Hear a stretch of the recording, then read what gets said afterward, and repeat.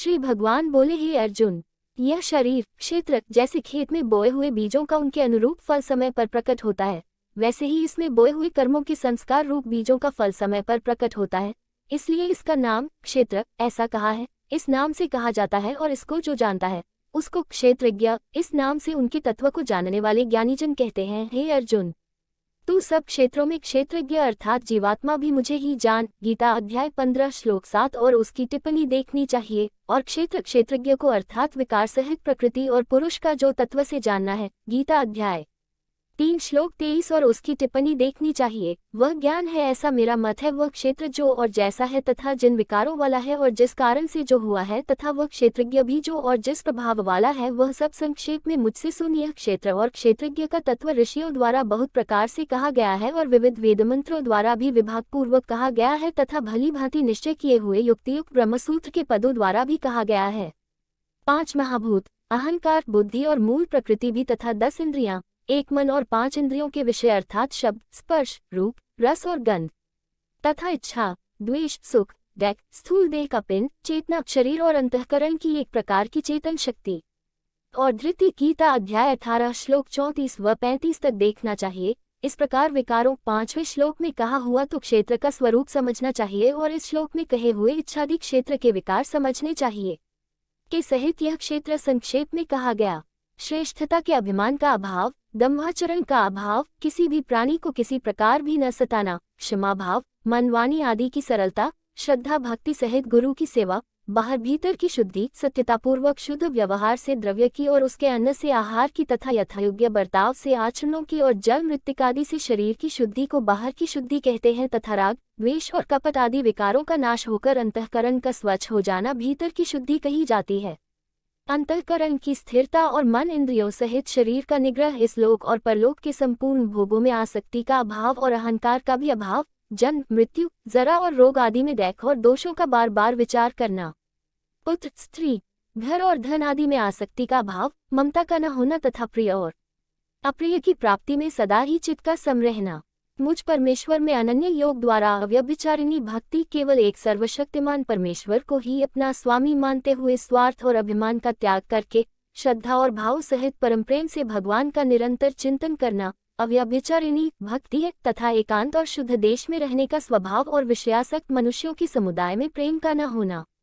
अध्यात्म ज्ञान में जिस ज्ञान द्वारा आत्मवस्तु और अनात्म वस्तु जानी जाए, उस ज्ञान का नाम अध्यात्म ज्ञान है। नित्य स्थिति और तत्वज्ञान के अर्थरूप परमात्मा को ही देखना, यह सब ज्ञान इस अध्याय के श्लोक 7 से लेकर यहाँ तक जो साधन कहे हैं, वे सब तत्वज्ञान की प्राप्ति में हेतु होने से ज्ञान नाम से कहे गए हैं है, और जो इसके विपरीत है वह अज्ञान ऊपर कहे हुए ज्ञान के साधनों से विपरीत तो मान, दम्भ, हिंसा आदि हैं, वे अज्ञान की वृद्धि में हेतु होने से अज्ञान नाम से कहे गए हैं है, ऐसा कहा है।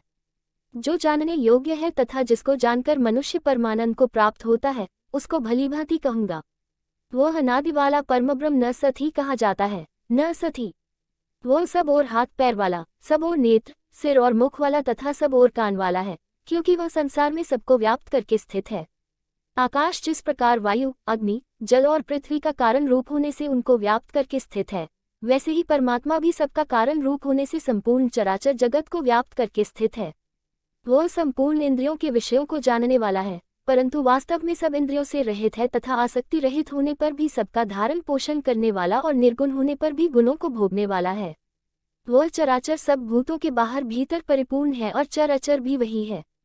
और वह सूक्ष्म होने से अविज्ञेय, जैसे सूर्य की किरणों में स्थित हुआ जल सूक्ष्म होने से साधारण मनुष्यों के जानने में नहीं आता है, वैसे ही सर्वव्यापी परमात्मा भी सूक्ष्म होने से साधारण मनुष्यों के जानने में नहीं आता है तथा अति समीप में वह परमात्मा सर्वत्र परिपूर्ण और सबका आत्मा होने से अत्यंत समीप है, और दूर में श्रद्धारहित अज्ञानी पुरुषों के लिए न जानने के कारण बहुत दूर है, स्थित वही है। वह परमात्मा विभागरहित एक रूप से आकाश के सदृश परिपूर्ण होने पर भी चराचर संपूर्ण भूतों में विभक्त सा स्थित प्रतीत होता है, जैसे महाकाश विभागरहित स्थित हुआ भी घड़ों में पृथक पृथक के सदृश प्रतीत होता है, वैसे ही परमात्मा सब भूतों में एक रूप से स्थित हुआ भी पृथक पृथक की भांति प्रतीत होता है, तथा वह जानने योग्य परमात्मा विष्णु रूप से भूतों को धारण पोषण करने वाला और रुद्र रूप से संहार करने वाला तथा ब्रह्मारूप से सबको उत्पन्न करने वाला है। वह परब्रह्म ज्योतियों का भी ज्योति, गीता अध्याय 15 श्लोक 12 में देखना चाहिए, एवं माया से अत्यंत परे कहा जाता है।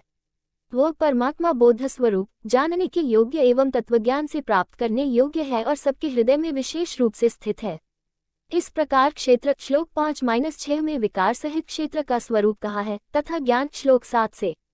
तक ज्ञान अर्थात ज्ञान का साधन कहा है और जानने योग्य परमात्मा का स्वरूप श्लोक 12 से 17 तक ज्ञेय का स्वरूप कहा है। संक्षेप में कहा गया, मेरा भक्त इसको तत्व से जानकर मेरे स्वरूप को प्राप्त होता है।